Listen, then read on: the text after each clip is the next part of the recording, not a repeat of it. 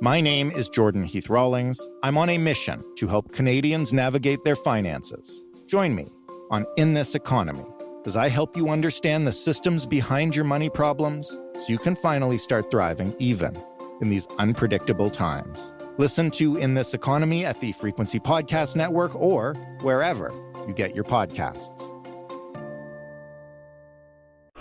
Find your frequency. You're listening to a Frequency Podcast Network production. Hey, it's Jordan. Before we serve up this week's episode of In This Economy, I wanted to remind you, you can get these episodes 2 days early every Thursday by subscribing or following In This Economy in its own podcast feed, wherever you get podcasts. Plus, you will get some bonus episodes as we go, including one that's there already if you want to check it out, that features myself and producer Steph Phillips chatting about why the heck we did this thing in the first place. For now, of course, you'll find every episode here on Saturdays. But if you want it early and you like the show, we hope you'll find us over there and give us a follow. Enjoy the show. Hi, Jordan. My name is Suki, and I live in Owen Sound, Ontario. I want to buy a car in the next 6 months, but I'm nervous about navigating the current market. That's our producer, Ali, reading an email that we got from a listener. Suki wrote into this show to find out how she can afford a car right now and what she needs to know before starting to shop. I'm interested in purchasing a plug-in hybrid to support EV car production in Canada and beyond, and to reduce my monthly expenses. Suki knows that electric vehicles are not cheap, so she has been saving up for this big purchase. My budget is about $20,000, and I'm willing to make some small monthly payments beyond that down payment, but not more than $200 a month. I want to avoid additional payments if possible because there are other costs like insurance and maintenance that I need to budget for. I've heard it's incredibly difficult to secure a car right now, and honestly, I just don't know where to start. How did we get to this place in the market, and can I possibly afford a car I actually want? I'm Jordan Heath Rawlings, and you're listening to In This Economy, a show that helps you understand the systems that create our money problems, from grocery bills to mortgage renewals, car purchases, and everything in between. Each episode, I talk to a person facing a financial challenge, and then an expert who knows that area of the economy intimately and can explain the factors behind the money and offer, if not perfect solutions, then options, things you can do, even in this economy. If you've turned on the TV anytime in the last several decades, it'd be hard to believe the car industry has ever changed much at all. The sleazy car salesman trope is practically evergreen no matter which year it is, and if you still have cable, the trucks and the sports cars are ripping down the same mud trails and mountainside winding roads and the same commercials as they always have. But despite appearances, experts like Lorraine Sommerfeld say that the industry is a very different place for consumers, especially when you compare it to the first time that she walked into a dealership. Do you remember buying your first car? Yeah, my dad had to co-sign for it. I think I was 20. It was an 84 Caravan. Remember when they introduced minivans? I thought I was really cool. I was not. But the payments were $248.16 a month. And that was 40 years ago. So yeah, you remember that. You remember your first car. Lorraine has spent the past 15 years helping people decipher the incredibly complex and confusing auto industry. She writes Driving.ca's column, Lorraine Explains. She hosts the Driving Podcast, and as you will discover, she's also just a delight to talk cars with. If you had to break down the current state of the car market in Canada, how would you describe it? How far are we from when you bought your first car? Well, I think breakdown is a really good word. That's what people are experiencing right now when they're looking to buy new cars. Costs have gone through the roof. Inventory has tumbled through the floor. Everyone uses the words perfect storm. We're kind of still in that spot, and we didn't think it would last this long after the pandemic started to ease, except I think manufacturers are taking advantage of all those things, and it's going on longer than it should, frankly. Buyers are in a really, really lousy spot right now. Tell me about the ingredients that gave us that storm in the first place before we get to why it's still happening or whether or not there's greedflation here. Like, what created the problem in the first place? We've watched supply lines around the world like globally seized up as soon as the pandemic hit because it started in China. A lot of parts are coming out of China. Your car is made of pieces that come from all over the world, even if they're assembled, say here in Oshawa or down in the US, they are made of parts that come from all over. And the main components that had a scarcity immediately were the superconductors, the chips. Cars can have thousands of those chips in them. And people with personal computers and laptops, those manufacturers were in line first to get the chips. The automakers didn't realize they were going to be hit with this. And as you remember, every kid needed a laptop. Everybody needed a way to work from home all of a sudden. So the shortages of chips caused the car market to seize up. And the inventory just fell. And dealers, if they had cars on the lot, they were getting full pop for them almost immediately because they knew they weren't getting any more on order. As the pipeline opened a little bit, they started putting those chips into their highest selling vehicles with the biggest margins, as you can imagine a manufacturer would do. But that's bad news for people that just want a basic car to get around in, which is a lot of us. So our listener, Suki, has exactly that problem. She's trying to get a basic vehicle to get around in, and she wants to hopefully buy an EV or a hybrid because she cares about the environment and she's concerned about the cost of gas. But she's not looking for like a top-of-the-line Tesla. She's got a budget of $20,000. How close is that to what we're talking about and what she's looking for? Right now, new car prices in Canada, they just took an average Auto Trader, and it's $66,000. That doesn't mean you can't get a car for less. That's the average cost of a new car, average. You factor in all those huge pickup trucks and everything you see that people really, really want to buy. You see why it's so high. It's gone up 47% since 2019. I'm not crazy. Those are the numbers. Wow. It's terrible. And again, with manufacturers wanting to sell the higher trim models, there's fewer options for somebody like Suki who walks in. I have a little hatchback. And when I renewed my lease, it was worth more than what I paid for it 3 years ago. We've never seen the market like this. We've never seen the industry this upside down. That said, she can still go in and find a lesser like mine, like something in a lower trim level. You have to look harder. The internet is your best friend. It's the best tool you have. You can look around. Used car prices, which were obscene, are finally softening a little bit. She could look in the used car market. Stick with a registered dealer. Stick with someone registered with a government. Don't curbside. Don't go through Kijiji and stuff unless it's a dealer that you have some recourse with. Huge, huge thing. We're going to get into that, but you just said something that kind of blew my mind. I don't know anything about buying cars. As a family, we bought our first car a few years ago. We paid $8,000 for a 2015 Hyundai Accent, and it works fine. So that's literally the last thing I'll ever consider till that car breaks down. But the one thing I know about cars, or thought I knew, is that like they lose value the second you drive them off the lot. You just said you brought yours back to renew the lease and it was worth more. It was worth twice what I owed on the payout. And I've been telling people, because at the time that when I signed the lease in 2020, right as the pandemic was getting going, like in March, manufacturers, when you lease a car from them, they put a buyout amount.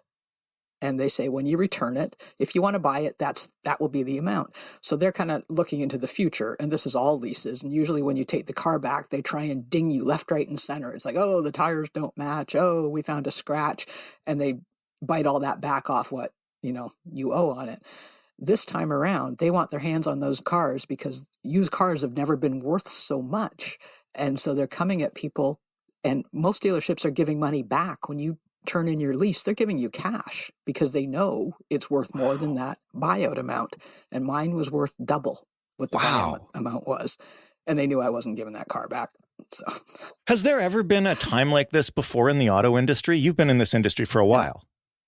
No, we've never seen anything like this. Cars are a depreciating thing. People think they're an asset. It's like, no, cars are not an asset. They're always going to cost you. It's the gift that keeps on taking.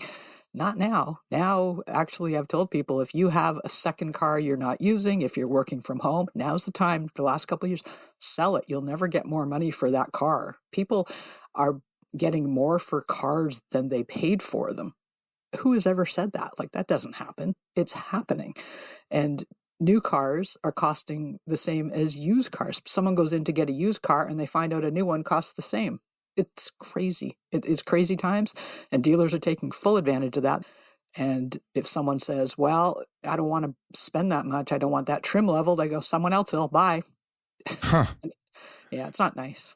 Sounds like a very tough time to be a buyer, particularly a first-time buyer who has to navigate. I mean, I would be intimidated enough in normal times trying to buy a car. Yeah, it's challenging. It doesn't mean that all dealers are terrible people. Having a relationship with them helps. So if someone in Suki's family has been going to the same dealer, for several purchases or something, that can help you. But again, the internet doesn't know that you're a young woman. They don't know if you don't know anything about cars or not. So use your internet for information. Look at median prices in your area, compare them on sites like driving.ca, which I work for, and Auto Trader, so you can get an idea of what the car is worth. Lorraine, could you back up for 1 second and maybe just start by explaining the difference between buying and leasing for us? Okay, if you lease something, you're basically spending an amount every month to rent a car. That's how you have to look at it. And at the end of the term, which can be 2 years, 3 years, 4 years, you can lease it any term you want. You can figure that out. At the end of it, you hand it back to them. You don't have a car. So you make sure it's an amount that you don't mind spending. Is it worth it to you to have a car for $100 a week or $200 a week? And you might say, yes, it is, or no, it's not.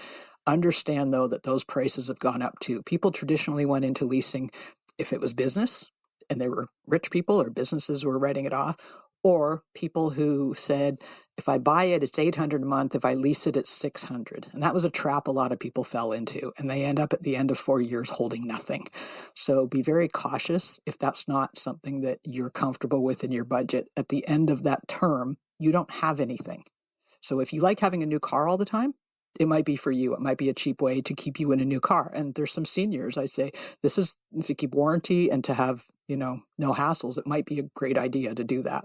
Generally speaking, you should be trying to buy this car so you're not constantly having a car payment for the rest of your life. I feel like for first-time buyers, for young people, that's really not a good option because you need that, or you at least want that car to work for a decade or more.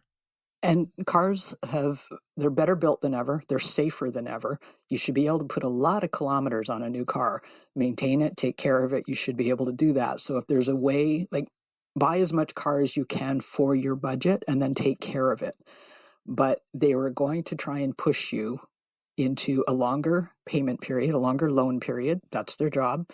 They're going to suggest you lease. It's going to look attractive when you're sitting there and you can't afford the one you want. And they make a way for you to afford it. You can get a little swirly. And that's where you have to kind of go in already knowing what you're going to do. You just described the shortages of superconductors and other things that led to these crazy spikes in prices.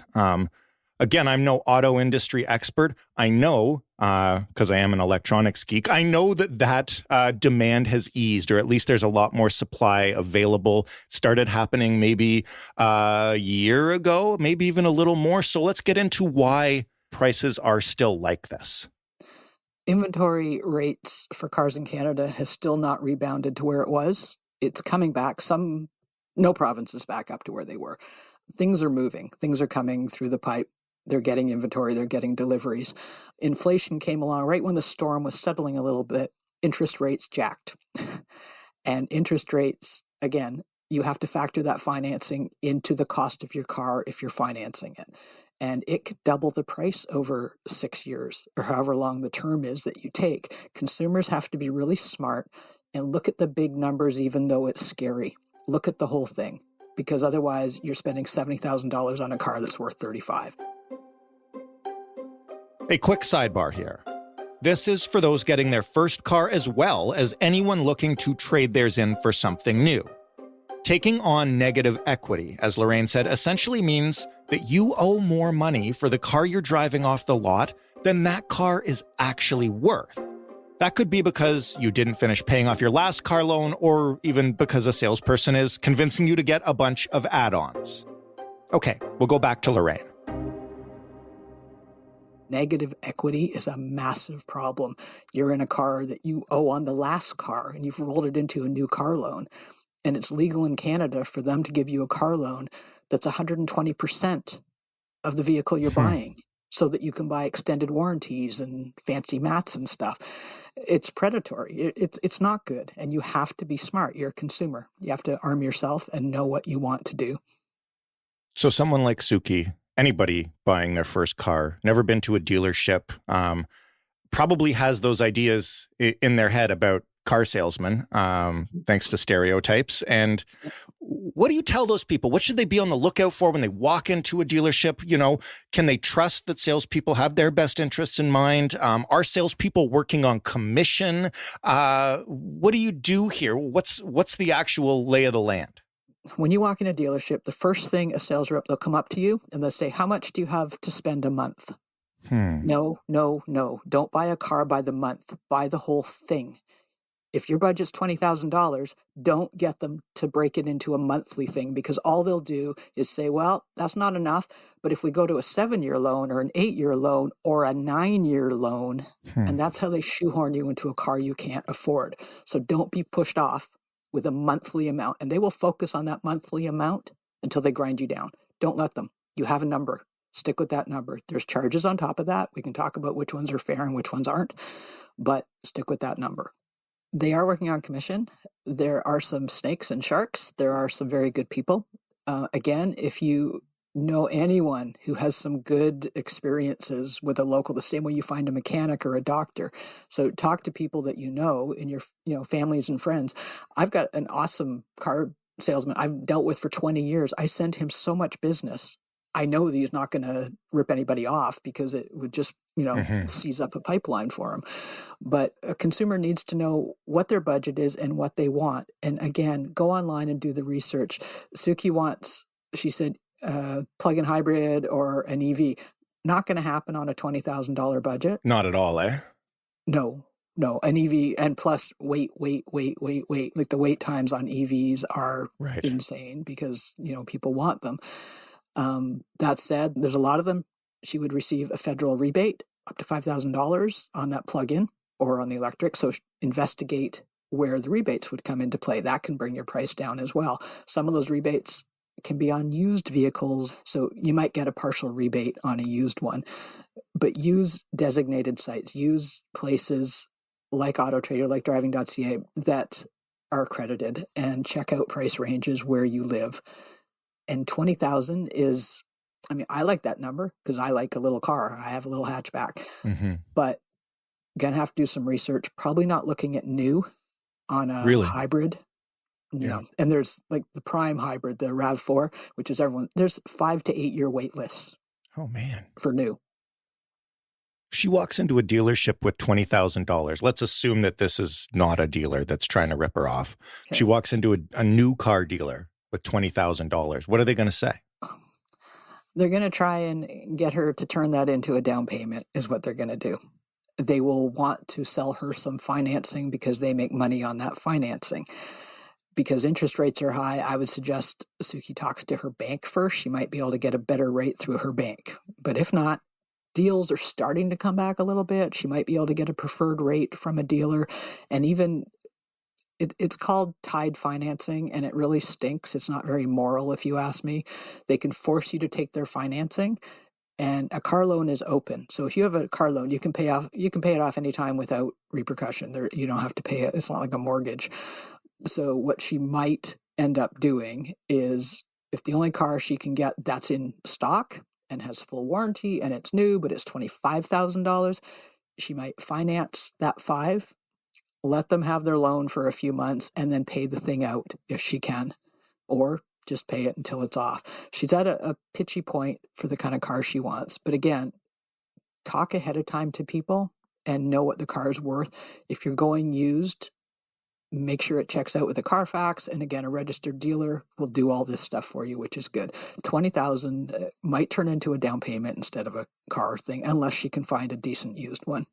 When you look at financing and you look at the rates provided by the dealership and stuff like that, does it make sense, let's assume that $20,000 won't get her the car she wants outright, or whatever number anybody's looking at for their own budget.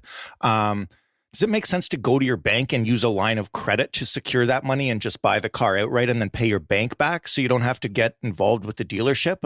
Or do the rates not generally match up? This is a personal comfort zone thing. I don't think putting a car on a personal line of credit is a very smart thing to do. Usually line of credits tied to cars are not a good idea. And I believe that because line of credits can be yanked. We're going to see this happen. I'm probably going to see this happen. You don't have as much control, and line of credits tend to be big, whereas a car loan specific, it's tied to the car and it can't be jerked around, frankly. Used cars. You've already mentioned a couple times. Make sure you're researching on reputable sites.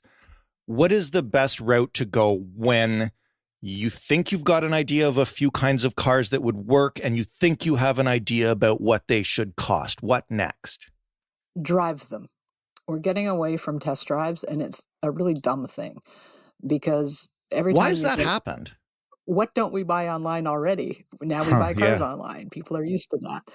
But the thing is, when you get in a vehicle, no matter how much you've read and if you've fallen in love with it and all the rest of it, if you get in it, and depending on your height and size and stature and everything else, if the seat doesn't adjust properly for you, or the A-pillars are blocking and giving you blind spots that make you really uncomfortable and maybe not safe for pedestrians and cyclists, until you actually physically get in that car, you don't know that. And so I wish people would at least get in the vehicles that they're contemplating buying. And some of the online sites where they deliver it to you, they give you 30 days to change your mind. And that's why, because it's important that you're comfortable in it. And again, different cars fit different people. I have a son who's 6'4". He fills a doorway. Mm-hmm. And I always use press cars as the test, the Christopher test. Like, can he get in it? Can he drive it? So, figure out if other people are driving this car, bring them with you. If you have car seats, bring the car seats with you to see if they fit. If you play hockey or your kid plays hockey, does the gear fit in the back? That's the Canadian reference. Right. I use golf clubs for that test. Yep. And I got to take a couple out of the bag and wedge them in sideways. Because we bought a small car because guess what? It was the middle of the pandemic and it was what we could get. Oh, yeah. Okay, so where do you buy used cars? I know that you mentioned drive.ca and you mentioned Auto Trader. Is it just those sites? Where should they start looking? Pick Auto Trader. They're huge. You can go in and put in parameters, including geographical ones, where you live, what you're looking for, price ranges, mileage, and you can compare apples and apples because there'll be a whole bunch of the same car. And you throw out the top, you throw out the bottom, and then you're looking at the ones in between. It gives you an idea of if you are being realistic in your budget. It will tell you that. You might have to alter your expectations based on what's available, but at least you'll know, okay, it's me, not them, because they're all selling this thing. I can't recommend enough that you go to a regulated, registered seller. I do a lot of work with Omvic in Ontario. If something goes wrong and it's an Omvic seller, they have a fund where you can get your money back and you can have recourse. Another quick sidebar. For those who don't know, OMVIC stands for the Ontario Motor Vehicle Industry Council, and essentially, their job is to keep the marketplace fair and customers informed and protected. Dealers and salespeople in Ontario have to register with OMVIC, which ensures that you're protected if something goes sideways. Most provinces and territories have roughly similar regulatory bodies. For example, BC has the Motor Vehicle Sales Authority. Okay, we'll go back to Lorraine now. If you buy from someone by the side of the road or in a parking lot, you're beat. You're out. So if that car is stolen and you don't know it, and people are revinning now, theft is huge, especially Ontario and Quebec. You have to be so careful. I don't want that layer. How do I know if this guy's sketchy or this person doesn't really own the car? So registered dealers give you recourse. So it's very important. So again, finding one that you trust.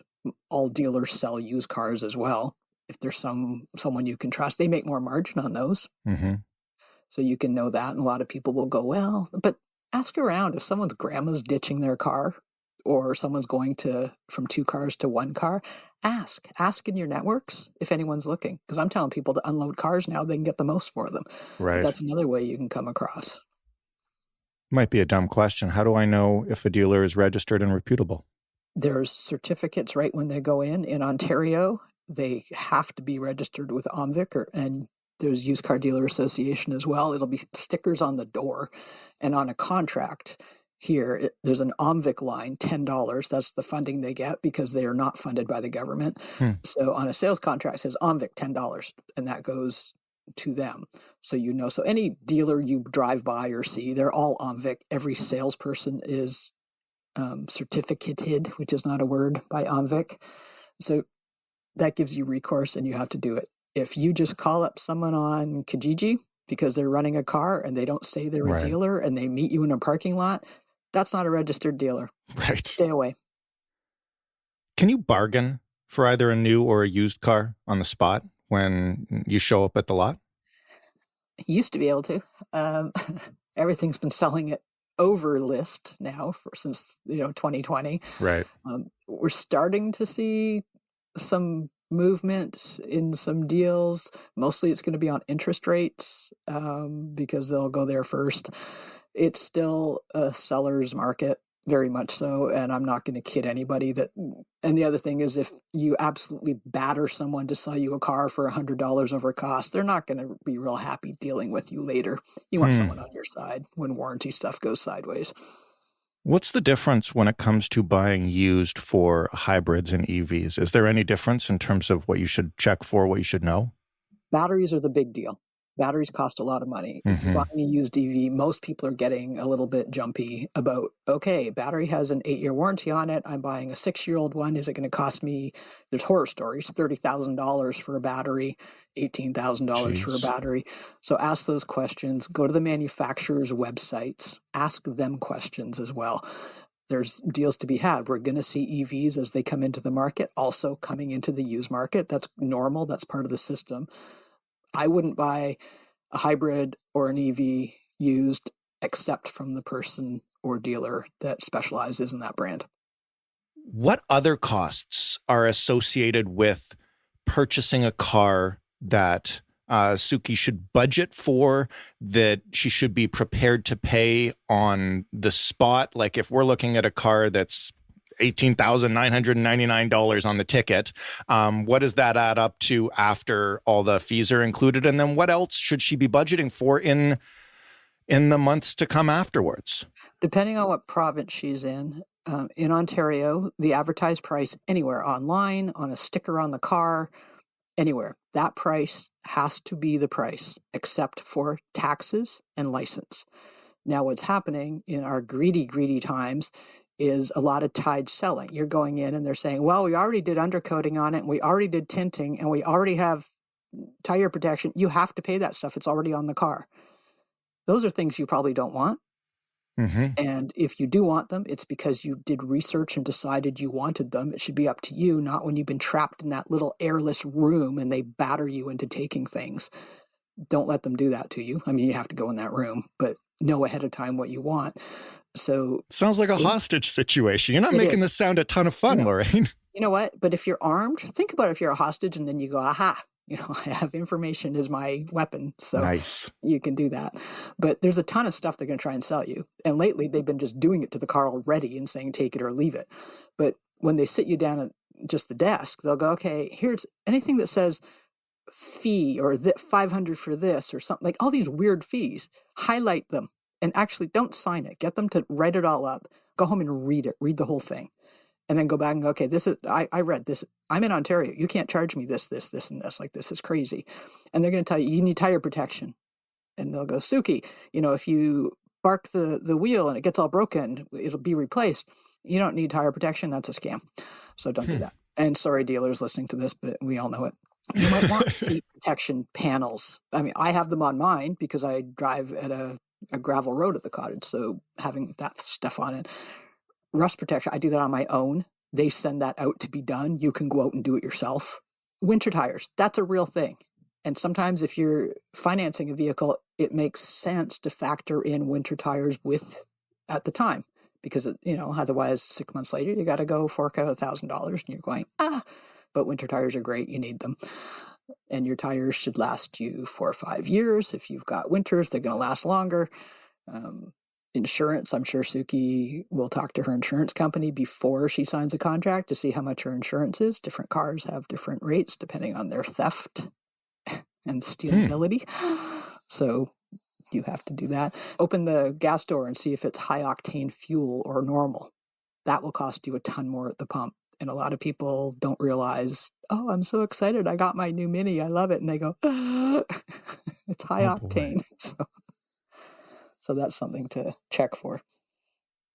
Let's talk about the moment of truth for a second, because you just mentioned being in that room. And then you said, take a look at the contract and highlight the stuff you don't understand and take it home and read it and then come back. What happens when you're at that contract point and then you start looking at it and you're like, you say, hey, excuse me, I want to walk away with this and I want to go look at it and research some things and then I'll come back tomorrow and we can discuss it some more. What happens in that moment? Oh, they go, well, I can't guarantee you that price tomorrow. And that's when you go, okay. No, anytime you feel uncomfortable, your feet are the best thing you possess. Walk out. The second you sign a contract, and some of them, I've had readers that have contacted me going, I signed, they told me it was just like a quote, and then they get home and they realize it's a contract. There's no cooling off period. If you sign a contract, you have to honor that contract. And the only way they're going to break it is if they can get you into maybe another car. So you're still there at the dealership. Not everyone is terrible. If you've made a mistake, they'll try and, help you buy something that you do want. But technically speaking, they got the signature, you got the car. So if you're not sure, take your time. Leave. They should want the sale more than they should want the sale right this second. So take the information, ask them, make them write it down. Everything has to be written down. If they go, listen, when it comes in, don't worry, we're going to remove that from the deal. No, they're not. No, everything has to be in writing. Find the sales manager if your sales rep isn't very clear. The other thing is if you have a sales rep and you're not very comfortable with them, ask for another one. Hurt their feelings. Who cares? Say you would like to deal with somebody else. And if they say no, go to another dealer. One other option I want to mention while it's here is because I'm sure there are some people listening who may even have less than 20 grand or may even be wondering if they need to own a car at all. A lot of people, especially those in cities, are using rental car services like Communauto or Evo out in BC. When does it become a better deal to use those kind of things as opposed to trying to buy a car? Like, who's a good fit for that? Honestly, I'm going to write myself out of a job in the very near future. If you don't need a car, if there's any way you can get around buying a car, don't buy a car. It is so much money on so many things that it ends up owning you. If you're in a core and you can get around without a car, the hardest thing, I call it the kitty litter thing. That's the hardest thing to get home is kitty litter because it weighs a ton. So if you plan that you can mooch a ride off somebody or, have a wagon or whatever every couple months or whenever you need it. So I understand there's times for a vacation, a lot of people will buy a really big vehicle because they imagine they're 1 week away when they have the whole family and grandma in a minivan. So they buy this minivan that drives around empty all year, basically, until that trip. I say, don't do that. Don't picture the 1 week a year you're going to use it. Picture the other 51 and buy what you need and then rent a minivan for that 1 week when everyone is together. So you can look at it that way. There's people that absolutely have to have transportation. They need a car. I understand.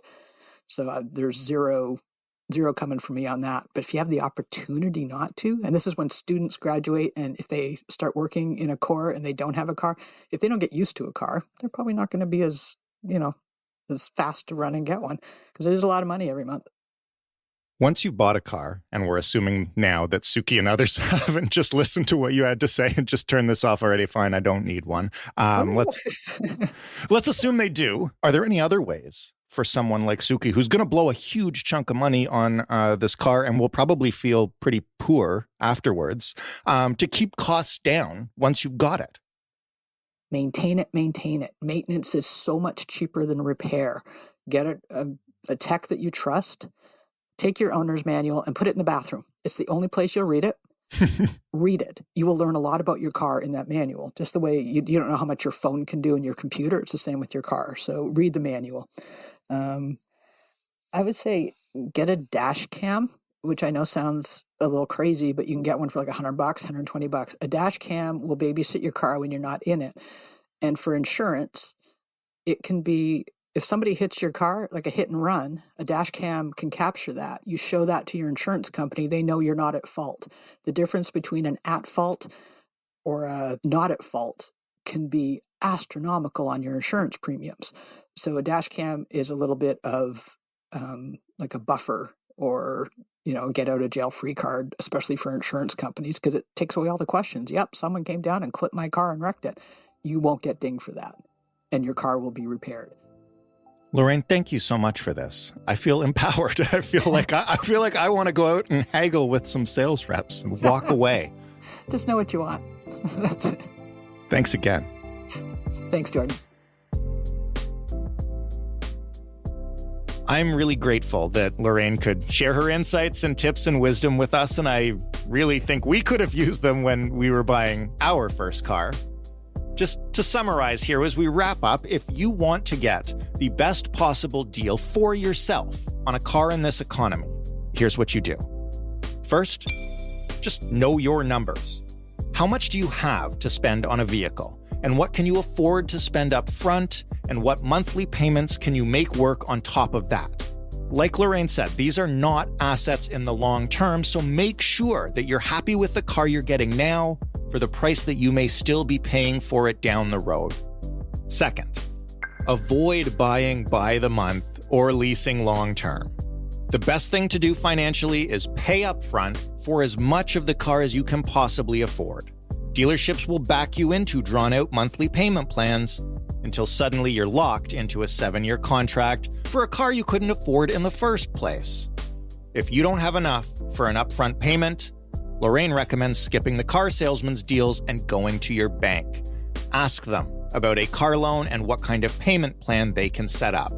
This will help you avoid the changing interest rates that can come with a dealership's month-to-month plans or even with a line of credit.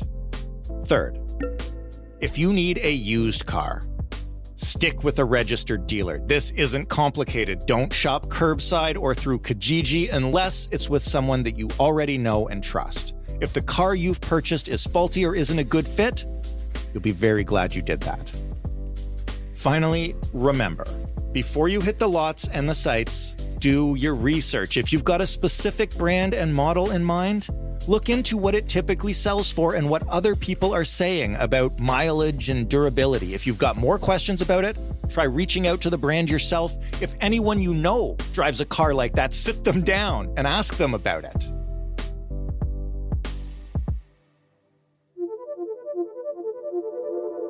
I want to thank Lorraine again for being our expert on this episode. You can read her insights and updates on the Canadian auto industry at driving.ca. You can listen to them on her show, The Driving Podcast. And thank you, of course, to Suki for writing into the show and asking us to look into this. It was a fascinating trip into a world a lot of us don't spend much time in.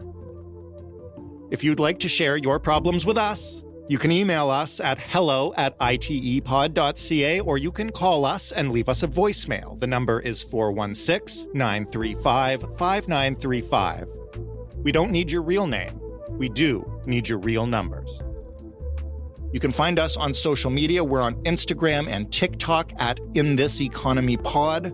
If you liked this show, if you want more of this show, if you want to share us with anybody, we would be most appreciative. You can do that by liking, by rating, by reviewing, by subscribing, by following, by doing whatever your favorite podcast app asks you to do.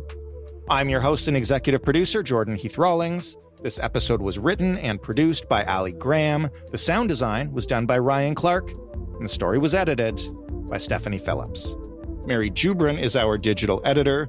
Diana Kay is our manager of business development. Together, we make up the Frequency Podcast Network. Thanks again for listening. We'll talk to you next week on In This Economy,